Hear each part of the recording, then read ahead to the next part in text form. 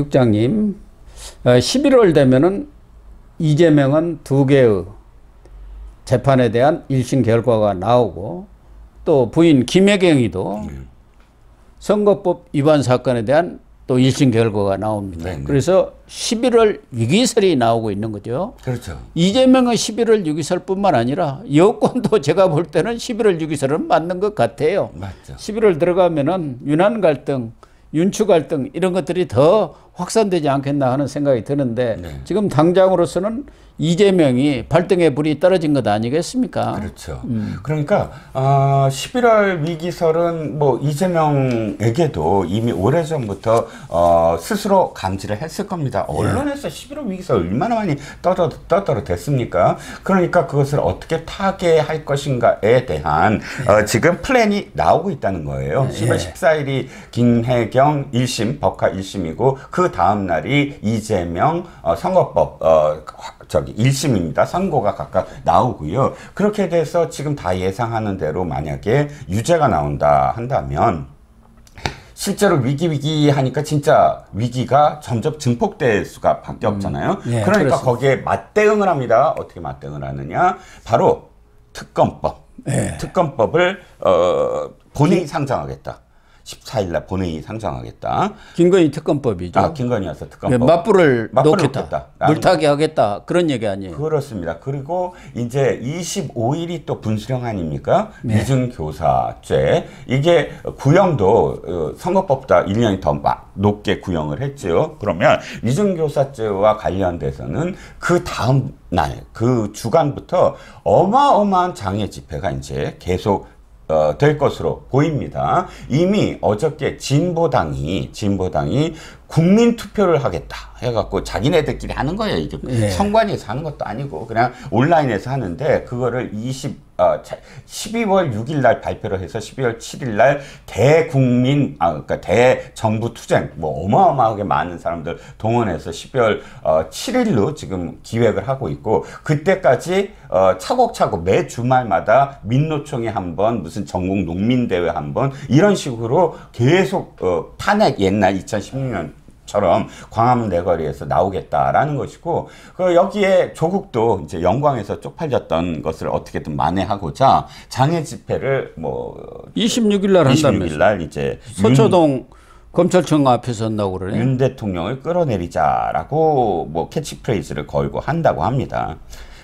그러니까 진보당도 윤석열 퇴진 국민투표 이거를 지금 전국 16개 광역시도 시군구에 그 투표소를 설치해 갖고 투표 참여를 독려를 했는데 지금 한 5만 명 투표했다고 그러네. 그런 것들이 이제 자꾸 불씨를 댕기겠다. 그렇죠. 그런 얘기 아니겠습니까? 기사거리를 만드는 거죠. 그래서 사실은 이제 11월 들어가면은 여야가 전면전 상태에 들어가는데 이 김건희 특검법도 말씀하신 대로 14일 날 본회의 상정해서 처리를 하더라도 또 거부권이 행사가 되지 않겠습니까? 당연히 거부권 행사되겠죠. 그러면 또 28일 날 재표결을 하겠다는 거예요. 그렇죠. 그 이전에 지금 야당에서는 윤한 이 갈등, 분열이랄까 그 균열을 더 크게 하기 위해서 이간책이죠. 한동훈 대표가 그 특검법안을 내놓아라. 그러면 우리가 적극 검토하겠다. 그렇게 지금 얘기하고 있는 거 아닙니까? 그렇죠. 지금 뭐 민주당은 어떻게든 이제 국민의힘의 분열을 노리고 그 김건희 특검법과 관련해서 불을 지펴야만 자신이 그 유죄 선고를 희석시킬 수 있다라는 뭐 전략이겠죠. 그러니까 또 거꾸로 친윤 쪽에서는 그거 봐라 이재명과 한동훈은 한패다. 서로 연합해서 지금 이 윤 대통령을 공격하려 한다라는 식으로 프레임을 걸고 있고요. 지금 14일 날 현재 야당이 제출해 놓은 특검법안을 상정한다고 하는데 그것은 뭐 친한이든 친윤 가리지 않고 유연적인 또 일방적인 그런 특검법 아닙니까? 누가 보더라도 그걸 어떻게 인정을 하겠어요? 그렇죠. 그렇다고 한다면은 경우에 따라서는 만약에 그 가능성은 그렇게 높지는 않다고 봅니다만은 이 민주당이 그 특검법안에 대해서 좀 더 중립적인 특검이 가능하도록 이렇게 법안을 수정해서 재발의를 하게 되는 경우 친한계의 이탈이 친윤도 뭐 그럴 가능성이 있습니다만은 이탈이 훨씬 가소가 돼갖고 8표를 훨씬 넘을 수도 있지 않습니까? 그렇죠. 예를 들면 중립적인 특검이 되도록 어떤 장치를 그 법안을 손질을 해버리면요. 그렇죠. 예를 들자면 지금 14일 날 발의될 건 문제가 어떤 문제가 있냐면 명태균이 폭로했다는 공천 개입, 즉 김건희 여사가 공천도 개입했다라는 것까지 포함을 했거든요. 그거를 만약에 특검을 하게 되면 압수수색을 국민의힘까지 확대할 가능성이 있고 그러면 이거는 완전히 의도대로 그러니까 자신들이 상대당의 어떤 그런 약점을 뭐 들춰내서 완전히 탁탁 털어버릴 그런 대단히 위험한 내용이다라는 게 뭐 친윤 친한 다 가릴 거 없고요. 그런데 여기서 말씀하셨듯이 사실 한동훈 대표가 이미 공약처럼 얘기한 게 있잖아요. 위헌적인 요소가 제외된다면 특검법을 발의할 수 있다. 제3자 추천 얘기를 했지 않습니까? 그렇죠. 대법원장. 근데 예. 지금은 대법원장 추천도 그 사람들이 민주당이 입맛에 안 맞으면 재추천을 하도록 하니까 그건 비토권을 줬으니까 그건 있으나 마나 한 네. 제3자 추천이죠. 그것을 제해버리면은 네. 그렇다고 한다면은 경우에 따라서는 여야 대표회동에서도 그런 문제를 논의해서 대타협을 이뤄낼 수도 있는 것 아니겠습니까? 그러니까 그 문제와 관련돼서 만약에 여기서 이탈표가 나오고 합류해서 함께 어쨌든 이게 통과된다 한다면 사실 그건 저는 어느 정도는 이제 김건희 여사와 관련해서 한번 매듭을 끊어야 된다라고 생각하는데 그렇게 됐을 경우 이 정당이 과연 어떻게 될 건가에 대한 좀 불가측성은 좀 있습니다. 이를테면 그렇게 해서 친윤이 와야 되느냐 아니면 친윤이 이게 지금 당대표를 위시해서 이제 대통령을 공격한다라고 하면서 사실 거기까지는 안 가겠지만 그럼에도 불구하고 탈당까지 불사해서 분당을 하려고 하는 어떤 조짐을 보이느냐 뭐 이런 여러 가지 그 다음에 이제 이 당의 운명이 통과됐을 때 이후에 상당히 많은 변화가 있을 수 있다는 겁니다. 아니 그러니까 네. 지금 같은 법안으로는 친한이든 친윤이든 반대를 하지만 특검 자체가 중립적인 사람을 선별할 수 있고 그 권한을 대통령이 행사한다 한다면은 추천 권한을 네. 그러면은 뭐 반대할 명분이 없어져 버리는 것 아니냐 그 얘기죠. 네. 아니 대통령이 그걸 받아들인다면야 제 요구를 하지 않고 받아들인다면야 거기에서는 그 대통령이 받아들이니까 완전히 전국을 어느 정도는 또 주도할 수 있지만 그것마저도 만약에 거부한다라고 했을 경우 표결을 했을 때 민주당에 동조를 해서 얼만큼 표가 나오느냐 그 다음부터는 사실 부르짖을 겁니다. 남아있는 친윤들이 그게 걱정이 돼서 하는 말씀입니다. 그러나 저는 이재명이 그럴 가능성은 없다고 봅니다. 네. 이것같이 좋은 카드를 왜 버리겠어요. 그렇죠. 계속 또 거부권 행사하면 재표결하고 이걸 계속 끌고 가는 것이 제일 이재명한테는 좋은 카드지요. 맞습니다. 그래갖고 수사로 들어가갖고 만약 아무것도 안 나온다, 별것도 없다 하면은 이재명은 망하는데 이런 카드를 그렇게 쉽게 예. 포기하겠습니까? 그렇죠. 예.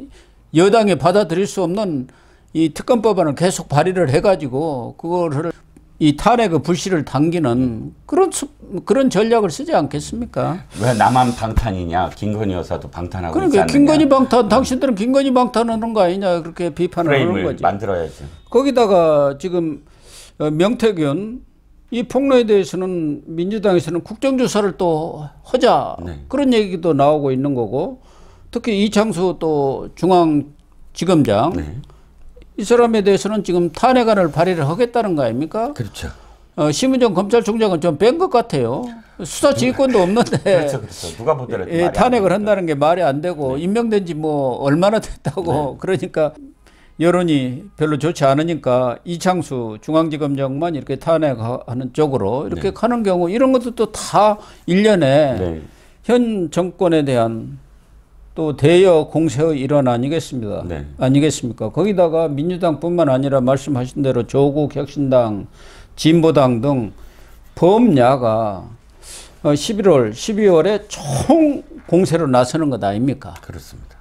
맞습니다. 그러니까 저도 쭉 보니까 어마어마하게 지금 성공을 하더라고요. 그러니까 어게인 2016입니다. 2016년도를 보시면 그 왜 박근혜 전 대통령 탄핵 과정이요. 10월 달에 의혹 그러니까 태블릿 PC까지 뭐 이 차곡차곡 의혹 기사들이 쏟아지고 난 다음에 11월 달부터 시민들이 뛰쳐나오고 12월 달에 아주 대규모 절정을 이루면서 압박의 어떤 그러니까 국회가 어쩔 수 없이 만약 그 뭐 탄핵 소추를 하는 것처럼 그러니까 이어졌거든요. 지금 딱 그 플랜 그대로 가고 있습니다. 예. 보면 12월 뭐 7일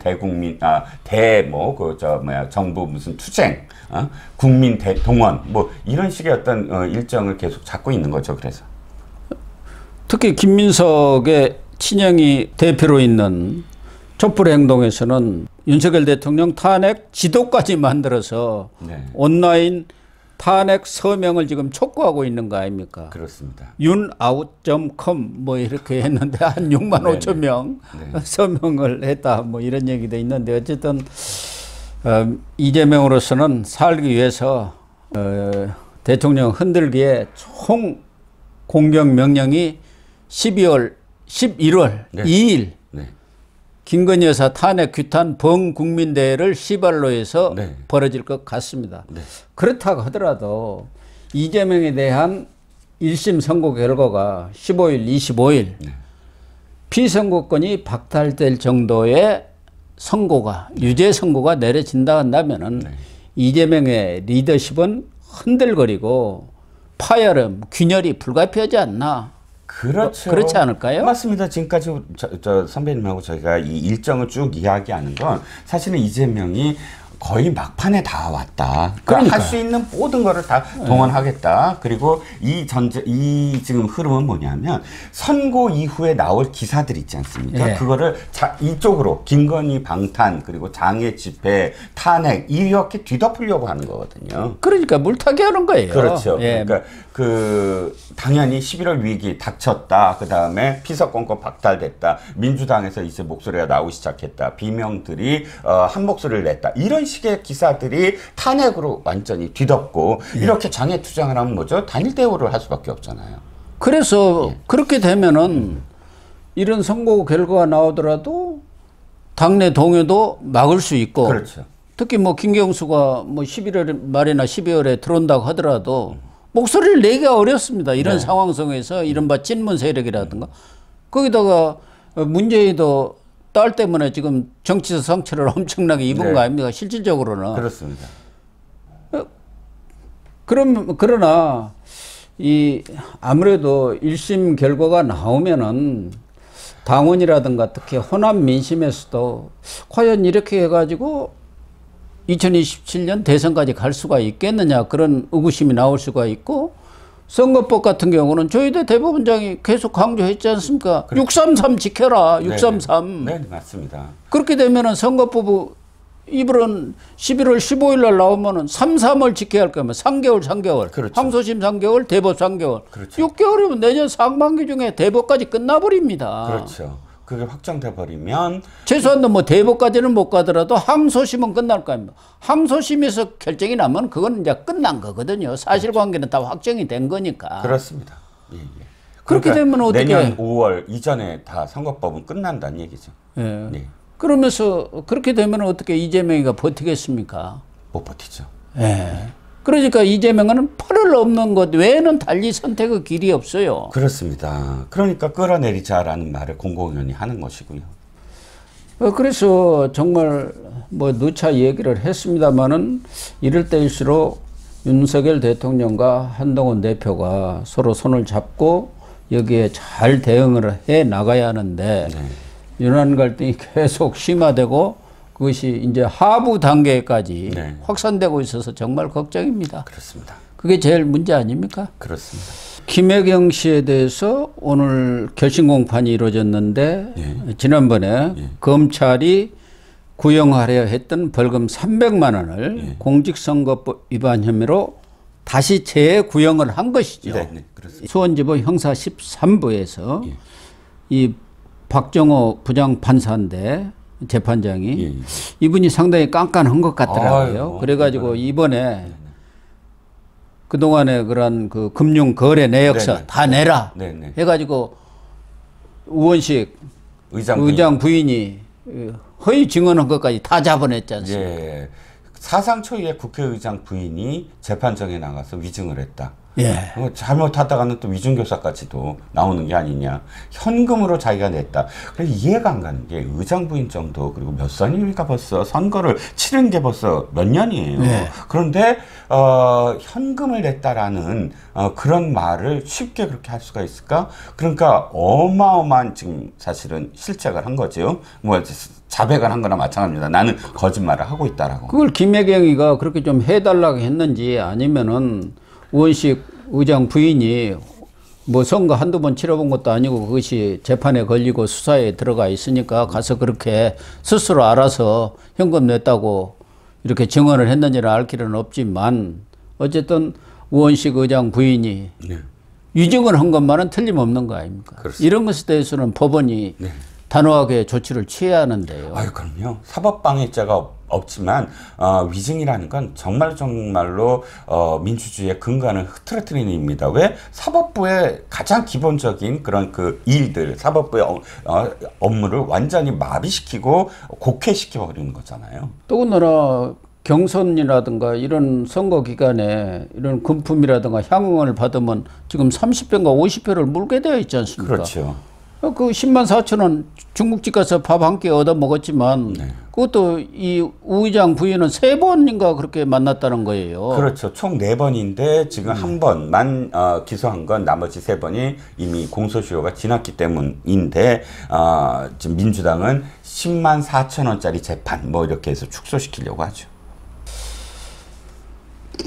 네, 시청자 여러분, 오늘 방송은 여기서 마치도록 하겠습니다. 시청해 주셔서 감사합니다.